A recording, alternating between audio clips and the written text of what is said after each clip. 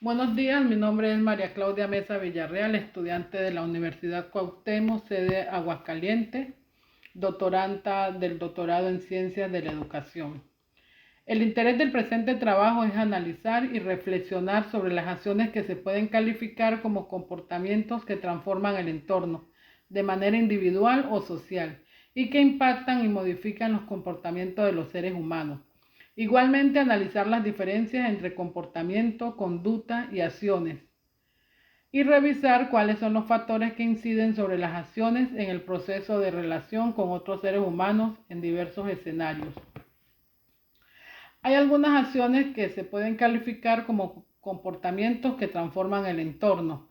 Entre ellos tenemos las agresiones verbales o físicas en el aula. Estas acciones transforman de manera negativa a quienes las padecen porque se transforman de una u otra manera en bullying o acoso escolar. También tenemos las orientaciones de los procesos de enseñanza-aprendizaje con mediación de las TIC, cuando al estudiante se le orienta una clase utilizando las tecnologías de la información y las comunicaciones, reaccionan de forma positiva porque esos son los entornos que ellos conocen en su cotidianidad. Confinamiento social, el caso del uso de tapabocas y el autocuidado que tocó aprender a raíz de la pandemia COVID-19. En los conflictos intrafamiliares que también desencadenan una serie de agresiones que a veces el estudiante eso que no puede hacer o demostrar en su casa lo lleva al aula de clase. Y también tenemos los procesos de aculturación que generan que los estudiantes vayan perdiendo esos enlaces o esos procesos culturales que tienen.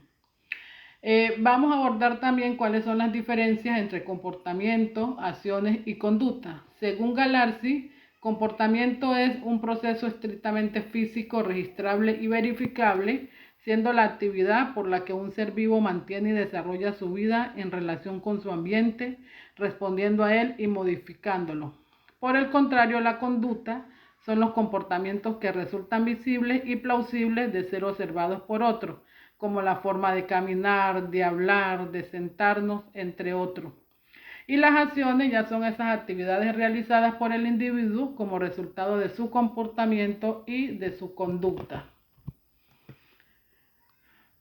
En las acciones que realizamos los seres humanos están influenciadas por ciertos factores. Esos factores son ambientales, culturales, biológicos, experiencias de vida y factores genéticos. Todos estos factores influyen de manera positiva o negativa sobre las acciones que realiza el individuo. Al actuar se sigue tanto patrones designados genéticamente, o sea, los patrones innatos, los que nacen con nosotros, y los que se aprenden a través de la experiencia, dependiendo del entorno donde se desarrolla el individuo. Siendo el hogar ese espacio de interacción, pero sin duda, cuando el ser humano se enfrenta a situaciones imprevistas o adversas, improvisa a partir de su instinto y con los comportamientos aprendidos para superar los obstáculos a los que se debe enfrentar. Por otra parte, son múltiples los factores que inciden en el hecho de no podernos relacionar con otras personas sin mayores dificultades y tienen que ver con las actitudes que cada persona tiene, las clases sociales, raza, religión, idioma, cultura, y todas esas características forman la personalidad de cada individuo.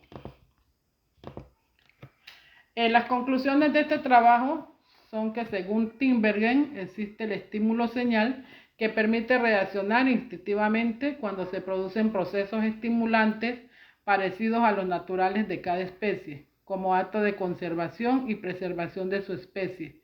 Improvisamos sobre conductas que ya tenemos arraigadas en nuestra genética. Factores como biológicos, genéticos, culturales, ambientales y las experiencias vividas influyen de manera positiva o negativa en el comportamiento del ser humano. Y aquí les comparto las referencias que se utilizaron para la realización de este trabajo.